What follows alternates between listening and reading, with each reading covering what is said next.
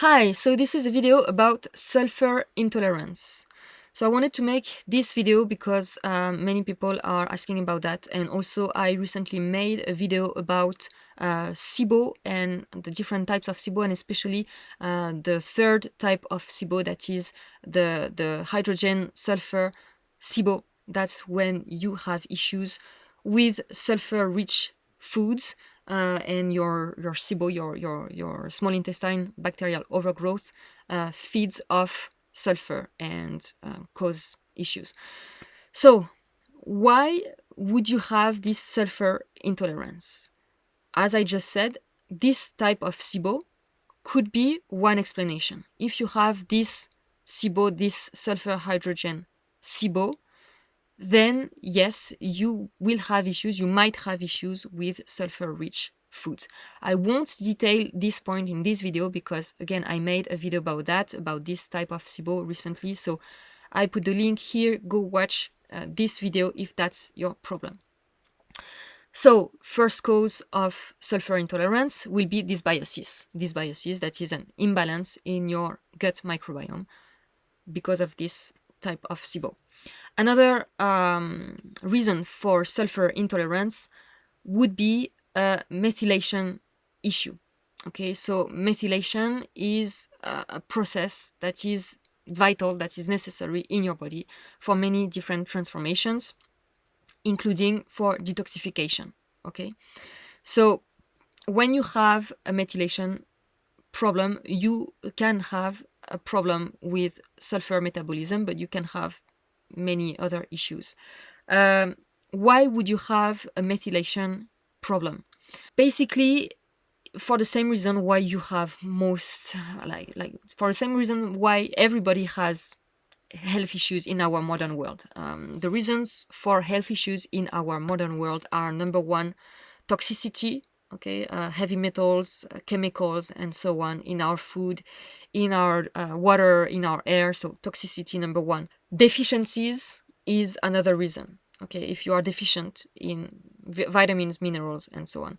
And emotional stress is another reason. Okay, so basically that's what I'm repeating in most of my videos. You will have health issues. You have health issues because of one of these three things, or those three things together, or two of these things. Okay, so it's the same for methylation. Okay, you will have methylation issues because of these things. Toxicity, yes, especially heavy metal toxicity. It can be also because of deficiencies. Two vitamins, not only, but mainly two vitamins are essential for the methylation process. It's vitamin B9, folate, and vitamin B12. Okay, but not only, vitamin B6 also is important. Zinc is important. Sulfur is important.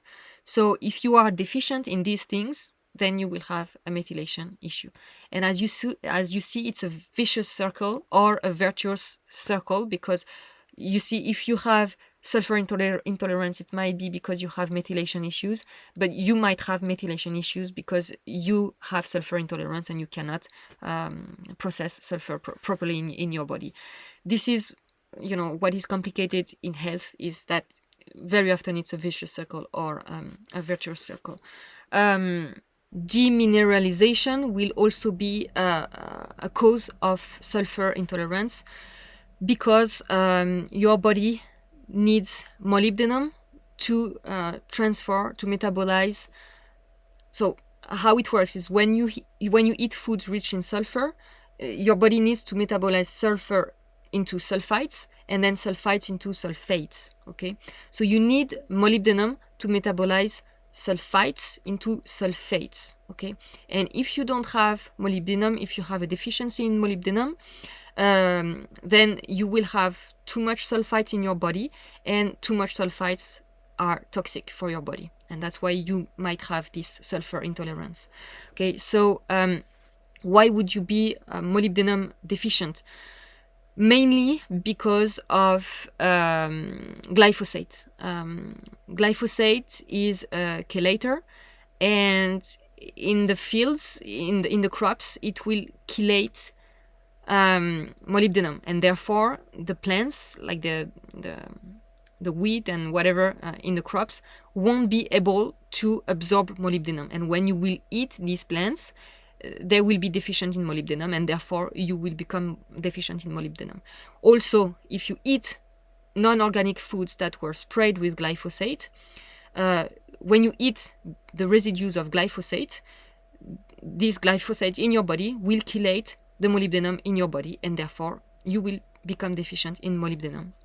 So if you are deficient in molybdenum, you cannot metabolize sulfur properly. Okay, so this is one of the main causes also of sulfur intolerance.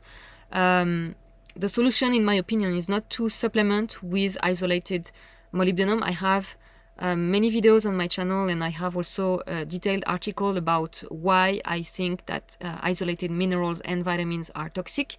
I will put the links under this video, or I will put some links up there.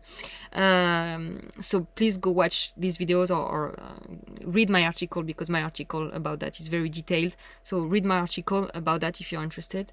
But yeah, so the solution, according to me, won't be to supplement with molybdenum, isolated molybdenum, because you need molybdenum in very small amounts in your body. If you supplement with molybdenum, like too much molybdenum, and it's difficult to know what is too much. Okay, so that's why I don't like these isolated supplements.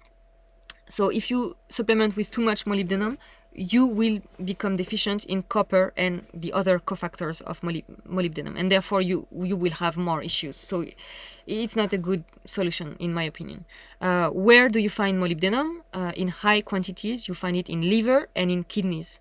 As always, organ meats are superfoods, and you should eat organ meats as much as possible, at least once a week. It's very important because it's very rich in almost all the minerals and the vitamins. So yeah, eating liver in particular and kidneys that are rich in molybdenum can really help you with sulfur intolerance. But yeah, these meats, these organ meats, are also rich in sulfur. So as I said before, yes, it's a vicious circle. But yeah, so basically you need to do your best to not be deficient in these essential nutrients.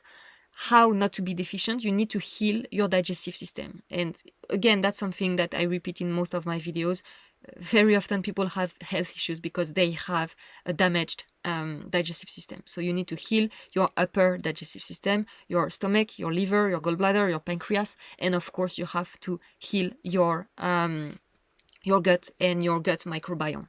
Okay, and you have to detoxify, and you have to be careful with your emotions and your stress, because this is like stress, emotional stress is very, very bad for your digestive system. Therefore, for your body, like for the deficiencies, you will become deficient if you hurt your digestive system with stress and with emotional stress. Okay, and yeah, for methylation you need detoxification, so you need to help your body detox.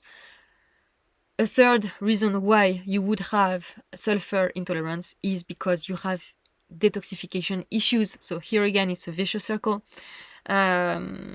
You have detoxification issues because you have methylation issues, and also because you have an injured liver, you have an injured kidneys, and so on. So again, it's all working together, and you have to address all of these things together. Okay, it sounds complicated like that, but really what I want to say in this video, what everything I said means, is that you need to heal your digestive system. You need to eat good food to stay away from toxins, from toxicity in general, from heavy metals and so on. You need to eat good food to make sure that you digest this good food with a healthy digestive system, and you need to support your detoxification process in your body. And I have many videos about that on my channel. And yeah, if you have questions, we can talk about it in the comments.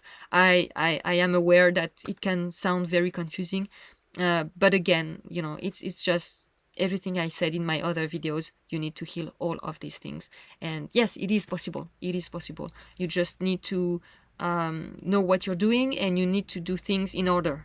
Okay, for example, very often you won't be able to heal a gut dysbiosis like Candida or SIBO if you don't heal first your upper digestive system, if you don't heal first your stomach.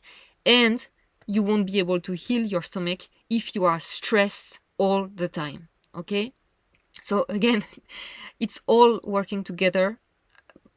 But yeah, you need to address all of these things. I hope it was not too confusing. I see you in the next video. Bye bye.